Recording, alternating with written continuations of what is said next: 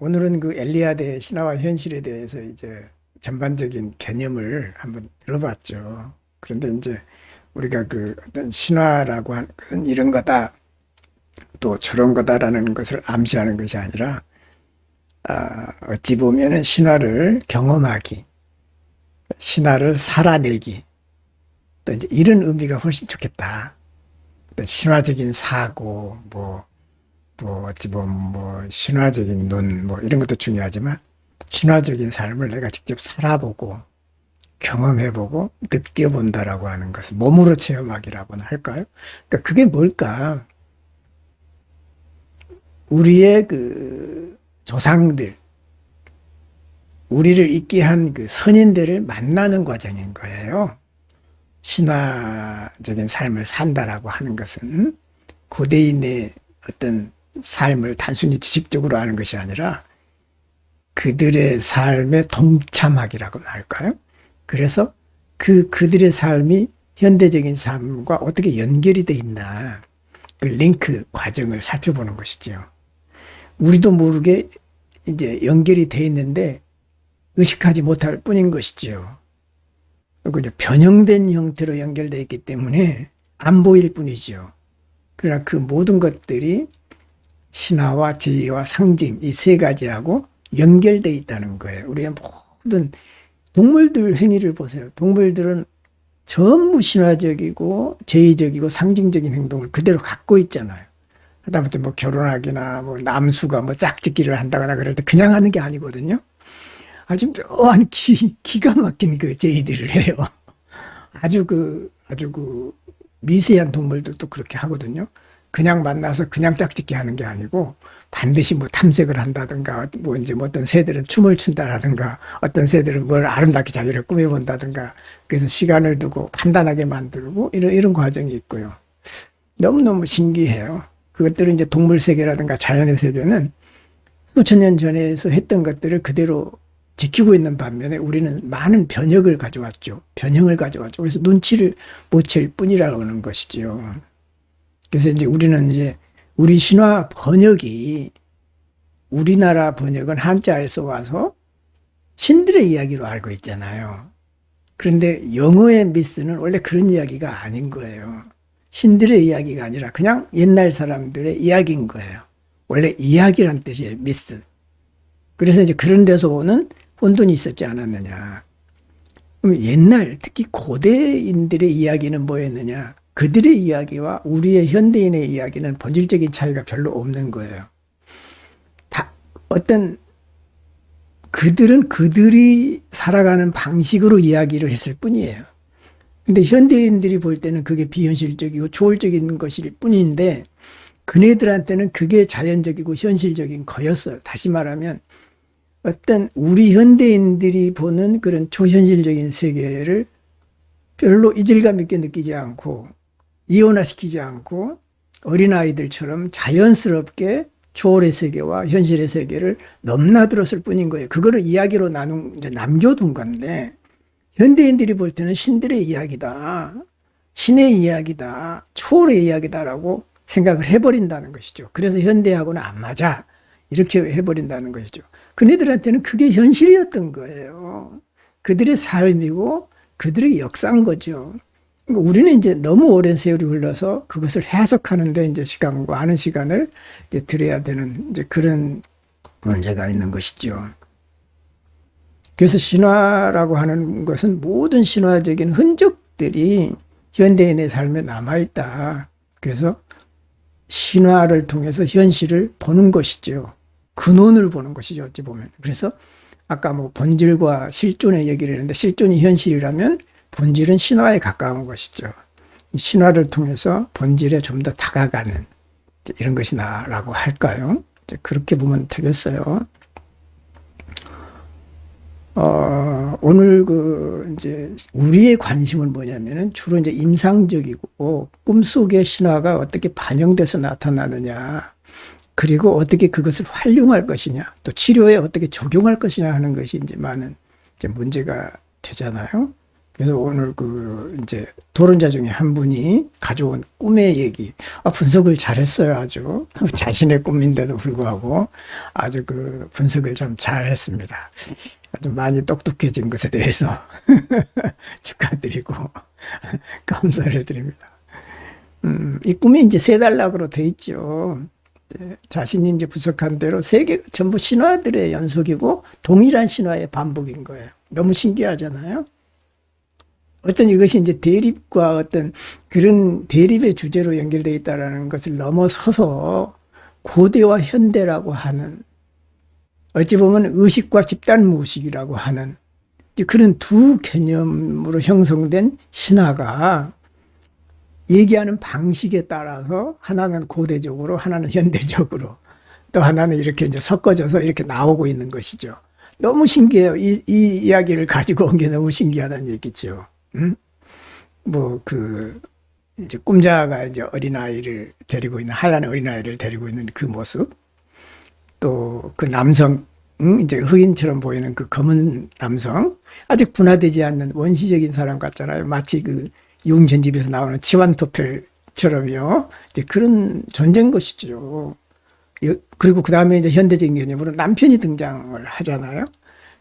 이제 그래서 이제 여기서 이제 등장하는 남성상은 이제 현자 내지는 교사, 안내자, 이제 이런 의미가 있겠죠. 그래서 이제 이런 것들을 보면 이 이야기는 이제 신화적인 눈으로 봤을 때는 일종의 홍수신화하고 연결되어 있잖아요. 모든 것을 쓸어버리는 홍수신화하고 연결이 되어 있어요. 그럼 이 홍수신화라고 하는 게 어떤 새로운 창조를 위한 파괴다. 일단은 그렇게 볼 수가 있잖아요. 근데 이제 이것만 가지고는 부족한 거예요, 사실은. 이것을 알기 전에는, 이 정도로만 좋겠는데, 이제는 거기서 조금 더 나가보자고요. 어떻게 신화를 볼 건지. 그러면, 이건 홍수신화다가 아니라 홍수신화를 모아보자는 것이죠. 그리고 여기에서 나타났을 때, 홍수신화에 나타나는 등장인물이 남성과 여성인 거예요. 그죠? 여기에 이제 의미가 있을 수 있는 것이죠.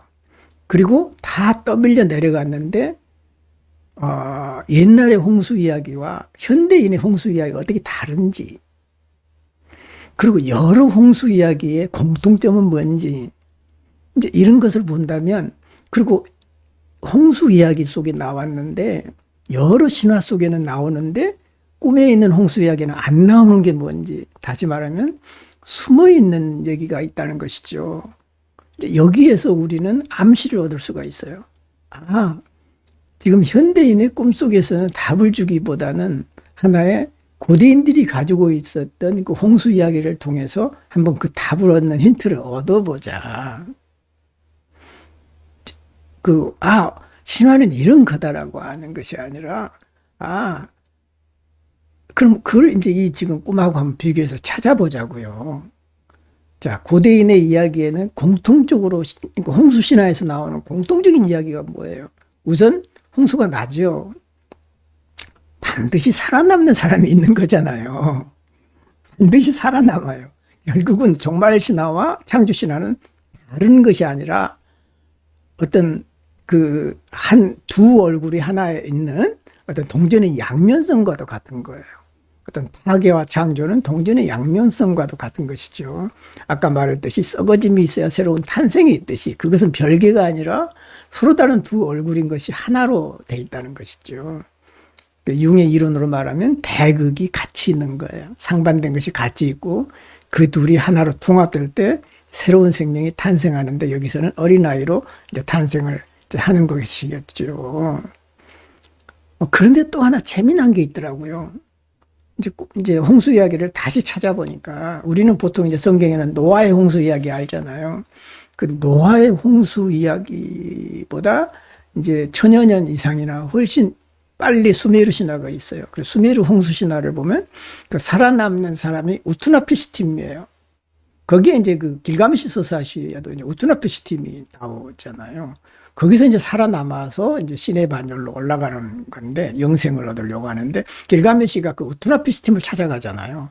그래서 결국은 이제 답을 얻었지만 이루지 못하고 이제 영생을 얻는 길가메시는 실패하죠. 그 이제 수메르 신화라든가 성경에 나오는 홍수 신화라든가 이런 것은 공통점을 찾아보면은 뭐를 만들죠? 그 주인공이 방주를 만들잖아요. 근데 우리의 꿈에는 방주 이야기가 나오지 않아요. 이게 이제 차이점인 거예요. 이제 그런 것들을 이제 보게 된 거죠. 아, 단순히 우리의 꿈은 고대의 어떤 신화하고 연결돼 있어. 그래서 그 신화가 주는 의미는 이런 것이니까 꿈의 의미도 이런 것일 거야. 그거는 이제 1차적인 수준인 거예요. 그 다음에 좀 더 깊이 들어가서 2차적인 수준에 가면, 유사점이 뭐고 차이점이 뭐지? 빠진 게 있고 누락된 게 뭐지? 그러면 꿈이 뭐가 첨가되고 다른 점이 있다면 뭐지? 그래서 이제 내가 이제 그 다른 그 신화들을 또 이제 살펴보니까, 그 방주 이야기가 길가메시 서사시나 이제 노아의 홍수뿐만이 아니라 그 힌두교 신화의 그 마누 물고기에 관한 힌두 신화가 있는데 비슈누 신이 이제 물고기 모습을 취했을 때 그는 현자 마누에게 다가올 세계를 휩쓸 홍수에 대해서 경고를 하고 홍수에 대한 경고가 말이 꼭 있어요. 노아의 홍수에도 언젠가는 홍수가 올 거다. 대비하라는 경고가 있다는 것이죠. 그렇다면 이 꿈은 경고의 의미도 있지 않을까? 우리는 그걸 망각한다는 얘기죠. 꿈을 유리하게 그나마 홍수니까 너무 나쁜 꿈 아닐까? 그러다가 나중에 이건 새로운 창조야. 그러니까 위안을 얻고 실망하고 위안 얻고 이것이 아니라 어찌 보면은 홍수 얘기를 통해서 너한테 큰 홍수가 일어날 수 있어. 그죠? 난 남성이랑 같이 관찰한다라고 하는 것은 그것이 내일이 될 수도 있다라고 하는 암시일 수도 있거든요, 사실은. 이것을 뭐 불행의 징조로 해석할 필요는 없지만 어떤 상당한 격변기가 올 수 있는, 정서적인 혼란이 올 수 있는 이런 상황이 올 수도 있겠다. 그것이 긍정적이든 부정적이든. 그래서 하나 이제 경고 메시지일 수도 있는 거예요. 그래서 그러려면 그 홍수에서 살아남는 법을 가르쳐 주잖아요. 신화에서는. 배를 만들라는 거죠. 이 배는 단순한 배가 아닌 거예요. 이것이 이제 신화의 의미가, 상징의 의미가 있는 것이죠. 이 배는 어떤 배인가? 단순히 홍수에서 살아남기 위한 배냐? 아닌 거예요.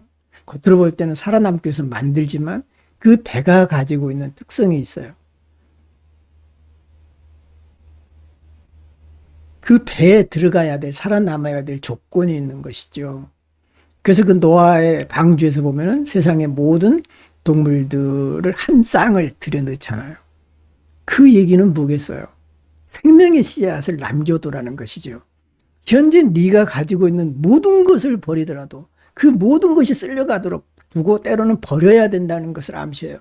네가 가지고 있는 지식, 네가 가지고 있는 권력, 욕망, 이 모든 것들을 버리지 않아야 할 것이 있다. 그것은 생명의 씨앗이다. 그런 거죠.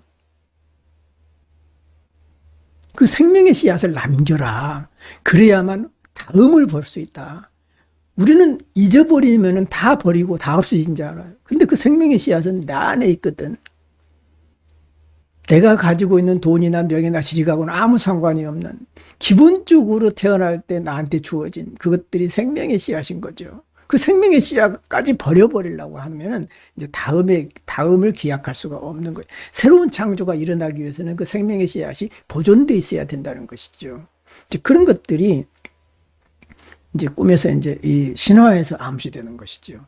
그리고 가장 높은 데 이제 물이 차더라도 넘치지 않을 가장 높은 데로 이제 방주를 세우잖아요. 그 얘기는 어찌 보면 이제 단순히 겉으로 봤을 때는 홍수에 미끌리지 쓸려가지 않을 정도로 높은 데 가라라는 것이 아니라 의식의 가장 높은 차원.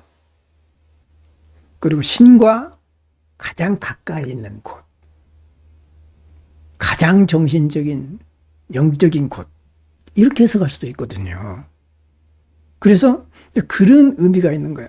그동안에 있었던 낮은 차원의 의식에서 머무르지 말고 가장 높은 차원의 의식으로 올라가라라고 하는, 그리고 생명의 씨앗을 살리고 보존해야 된다라고 하는 것이 하나 이제 그 속에 숨어 있더라는 것이죠.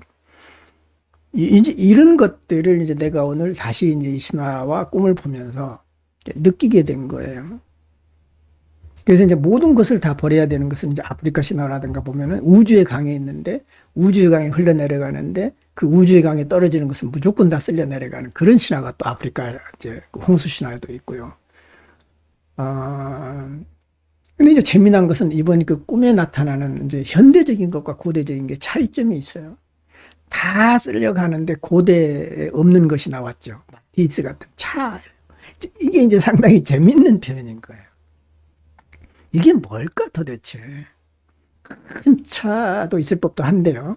근데 이제 그 작은 차인 거예요. 그리고 자동차예요.